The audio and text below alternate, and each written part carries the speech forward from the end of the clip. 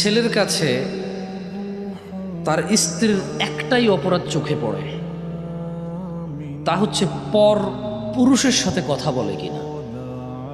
সে মনে করে তাইলে এর সাথে সম্পর্ক ছিন্ন করতে হবে। ও যতই বেনামাজি হোক, ও যতই বোরখা ছাড়া চলুক, ওর সাথে সম্পর্ক ছিন্ন করার কথা কোনো পুরুষ চিন্তা করে না, নিষেধ করে না।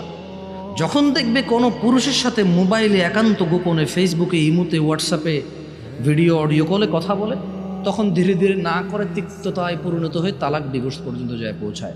ওই মহিলা যদি জীবনে এক ওয়াক্ত নামাজ না পড়ে, কোনো পুরুষ চিন্তা করে না তাকে তালাক দিতে হবে। কেন চিন্তা করে না জানেন? কারণ সে বিয়ে করার সময় দেখেই নাই, খোঁজে নাই যে নামাজ পড়ে কিনা। এটা তার দরকারই ছিল না। তার শুধু দরকার ছিল ফর্সা চেহারা। কি হতে হবে? ফর্সা হতে হবে। শ্বশুরের একটু ভালো ঘর দুয়ার থাকতে হবে, নাহলে সে যদি জামাই হিসেবে যায় তাকে শুইতে দেবে কোথায়? সে বিয়ের সময় তার মা বাপ বলছে, আয় রে এ জায়গায় বিয়ে করতে যাস, দুজন বন্ধু বান্ধব নিয়ে গেলে খাইতে দিবি কে, থাকতে দিবে কই? মেয়ের বাবা তো ঘর বাড়িই নেই।